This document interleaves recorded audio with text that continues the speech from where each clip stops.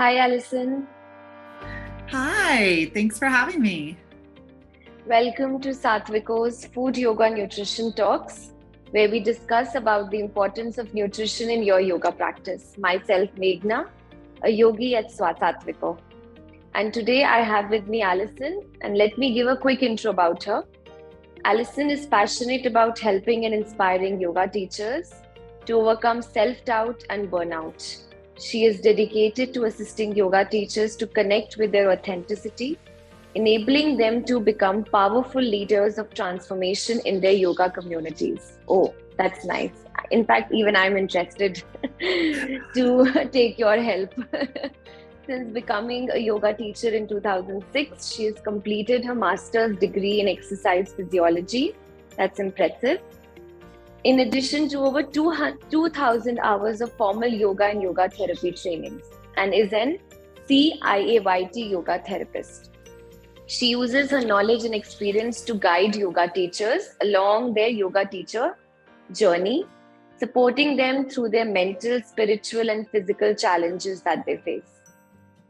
Amazing. That's really nice. She's the founder of the Yoga Teacher Conference, dedicated to elevating, educating, and inspiring yoga teachers around the globe through affordable continuing education, community support, and connection. She's an extroverted optimist and she loves hiking, skiing, oh wow, and connecting in nature with her husband, Sean. Hi, Allison. How are you doing today? It's great to have you here.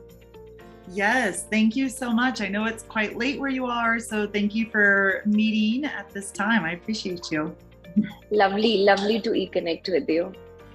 So, Allison, let's get started with our talk. We love to hear about how you took up yoga and how has been your journey so far. So I started yoga because I was going through some physical pain. I had some previous injuries just from being too active as a child, apparently.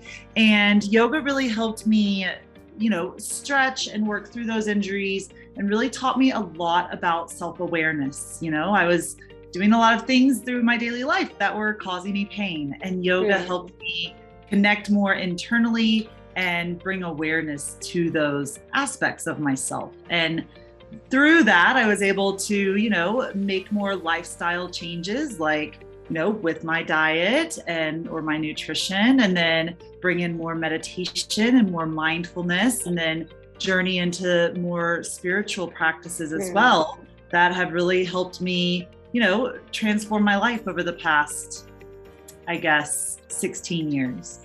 So. Wonderful, amazing. So this sounds really fascinating, Allison. Yoga Teacher Conference. So could you share some details about this? What is it all about? Yes. So the Yoga Teacher Conference was born because I really wanted a place for yoga teachers and yoga therapists and serious students of yoga as well to find a place to learn more about yoga. Often, especially here in the West, we only have like yoga teacher trainings and then that's it. And I wanted to make it more expansive and have a place where people could come and learn about all the other aspects of yoga besides just asana. Asana is important, but there's so much more to our yoga journey. And I wanted a place where people could learn all about that in one weekend and find new teachers, connect with new teachers, and be introduced to new concepts and new practices. It's really wonderful, very, very innovative. Actually, similar to what educational conferences are all about. Exactly. Yeah, that's really nice. Once we join a teacher training course, we intend to stay connected with our colleagues, with our friends. But with time, life is just so busy that it's very hard for us to stay in touch. And on top of that, learn from each other. Yeah. So when is this Yoga Teacher Conference being organized? So we have a conference coming up here in Chicago, September 23rd through the 25th. And we have a virtual ticket and in person. And then we will have our next conference in Denver in April or May of 2023. So one every spring and one every fall. Okay. So is this conference completely offline or is it a hybrid model? It's a hybrid model. Mm-hmm. Wonderful, wonderful. I will definitely check this out then. Okay. So some more information. How do you currently fulfill your nutrition requirement according to your goals? Yeah, so nutrition is such an important part of our yoga practice. And I think one of the things that I always try and bring in is, two rules, lots and lots of water, because that's very important. And also, I try and eat as many whole foods as possible, right? Whole fresh foods. So instead of going for a box of cereal, I try and have a banana.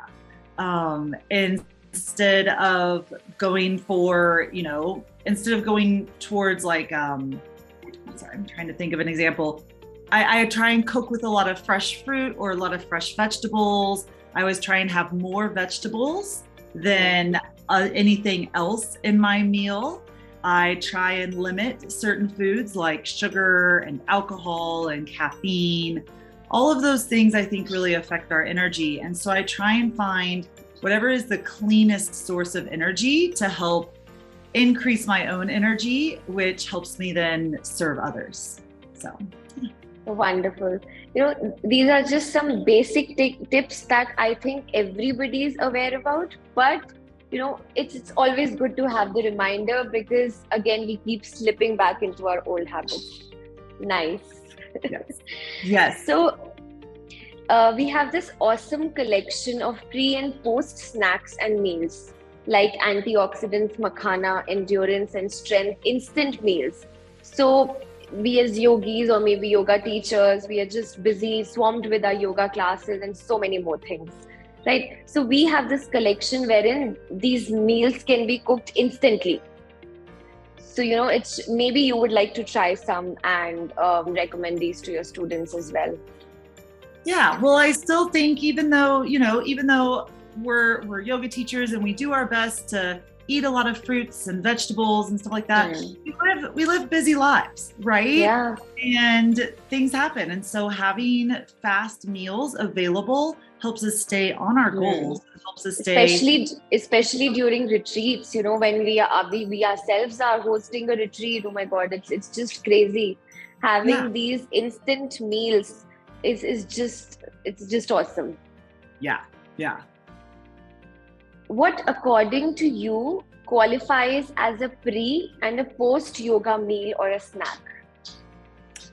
I think a pre-yoga snack is typically a little bit lighter for myself. I try not to fill my belly too much. I want to make sure that I can take deep, full breaths and do the movements without getting nauseous. So a nice pre-yoga snack is something that's really fast and easy to grab. I typically have a little bit of a sugar in there. So like a little bit, like a piece of fruit or a piece of fruit with some nuts, something like that, to give me energy. And then post yoga, I like to have a little bit heavier meal.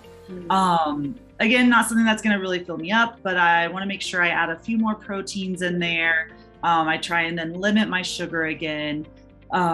So it's just a little bit heartier meal. Nice. That's actually pretty practical. Right.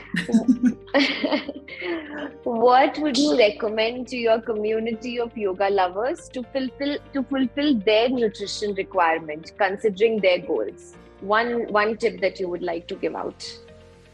I think one huge tip that I want to give out is drink more water. It's one of the big building blocks of your nutrition. Absolutely. Yes. Absolutely. So, even if you're at home, we are just doing so many things at times that even drinking 10 to 15 glasses of water, which is really recommended, it's sometimes missed. Exactly. Nice. One very hugely useful tip. Thank you, Allison, for your time, your valuable insights. It was great connecting with you. Have a good day. We will be organizing more such food yoga nutrition talks. We will love to hear from you and answer your questions. You can either DM us, mail us, or comment.